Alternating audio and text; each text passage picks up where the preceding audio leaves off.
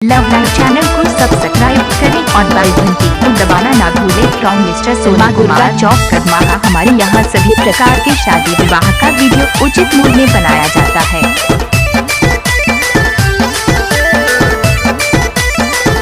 अगर आप डीजे गाना मिक्सिंग करवाना चाहते हैं तो संपर्क करें मिस्टर सोनू कुमार से। Mobile number 93682